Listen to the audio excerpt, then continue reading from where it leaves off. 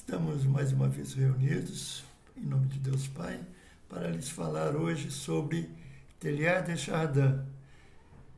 E o tema é Ciência e Religião, faces de uma mesma moeda. Quem foi, afinal, Teilhard de Chardin?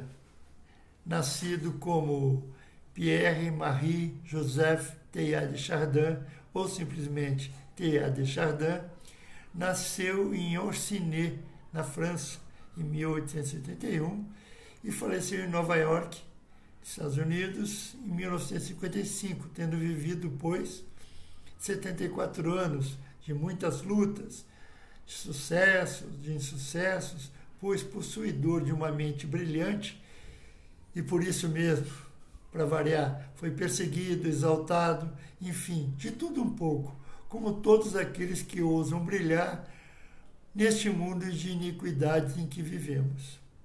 Foi um padre jesuíta, teólogo, filósofo, paleontólogo, arqueólogo, escritor, embora seus livros nunca tenham sido publicados enquanto viveu. Por quê? Por toda a inveja que ele despertava pelo seu descortínio intelectual. Cumpre destacar desde já que os jesuítas se destacam notadamente pelo intenso trabalho, tanto educacional quanto missionário, sendo obediente aos votos de pobreza e castidade. Eram e ainda são muito hierarquizados, e a partir de agora veremos as razões, em síntese, das perseguições que afligiram Teilhard de Chardin no transcurso da sua vida clerical, diante de sua postura voltada tanto à ciência quanto ao clero, quanto aos seus estudos eclesiásticos. Mantinham os jesuítas uma obediência cega, canina até, à Santa Sé, bem como uma imensa firmeza de princípios, o que Teilhard de Chardin personificava ao extremo, a ponto de dizer que se Roma dissesse que o branco era negro, imediatamente ele passaria a dizê-lo também. Percebam a fidelidade à Igreja de Roma. Afora esses detalhes, Teilhard de Chardin era místico por si só, pois cria firmemente que o nosso Cristo participa do processo evolutivo do mundo, se considerando ele próprio, Teilhard, um homem do céu e da terra, ou seja, um homem que andava pelo divino e pela ciência concomitantemente, a ponto de pregar fervorosamente o evolucionismo, contrapondo-se, pois, ao criacionismo da Igreja. Percebam só em que enrascada ele sempre conseguiu se meter. Deste modo, sua visão mística de integração cósmica entre a matéria e o espírito o levaram a um conflito vitalício com as autoridades da Igreja.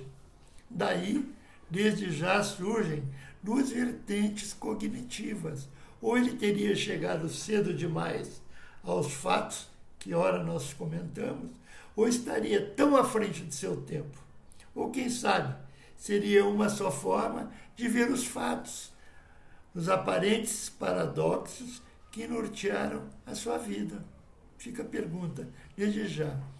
Como eu lhes falei, ele era dono de uma mente privilegiada a partir dos fatos que ensejaram para a Igreja o seu confronto teológico com a ciência.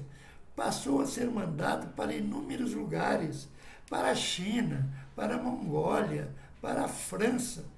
Para a França, inclusive, um convite forçado. Olha, você tem que aceitar ir para a França, viu? Para Java, para Caxemira, para a Birmânia, para os Estados Unidos, também um convite forçado.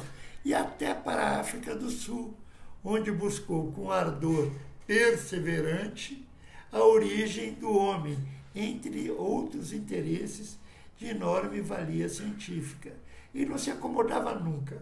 Ele estava sempre em busca, de avanços científicos.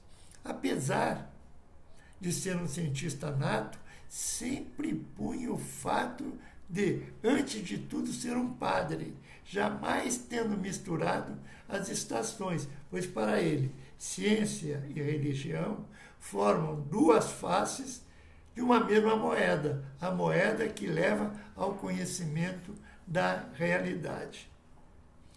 Diante dessa sua visão crítica em relação à teologia, Chardin entendia que havia um panenteísmo, aspecto distinto do panteísmo.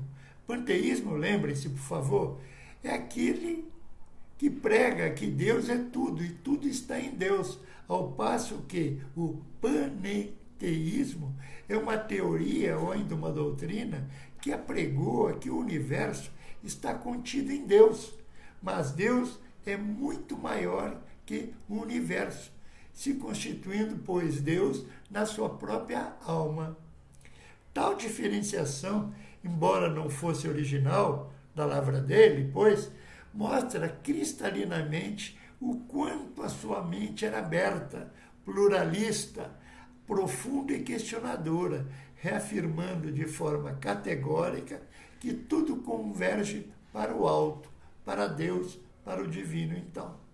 Como dito anteriormente, ao ser deslocado para a China, onde se dizia exilado, imaginem, ou para outros confins, sempre foi o cientista que apontou o evolucionismo e somente depois de falecido foi que a Igreja, por intermédio do Santo Papa João Paulo II, com quem tive a honra de trabalhar em 1980, ter afirmado que o evolucionismo já não era nem uma hipótese, nem uma teoria, mas uma aquisição definitiva da ciência.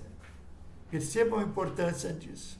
Ou seja, cabe aqui uma indagação. Chardin foi um profeta, foi um avatar, foi um mago, que tenha comprovado, quer pela fé, quer pela ciência, que a humanidade vale a pena ser vivida? Reflitamos a respeito da importância desse cientista, desse jesuíta, de enorme valor, tanto filosófico quanto científico, propriamente dito. É uma honra eu ter me debruçado sobre este pensador, pois lá nos meus tempos de faculdade, há muitos anos atrás, eu tive um professor, José Neide Siqueira Mendes, que era um profundo estudioso do Chardin. E ele, mais de 50 anos atrás, nos transmitiu esta curiosidade que agora, como eu disse, 50 anos depois, eu rendo as minhas homenagens, não só ao professor José Neide Siqueira Mendes, como a Teilhard de Chardin. Muito obrigado.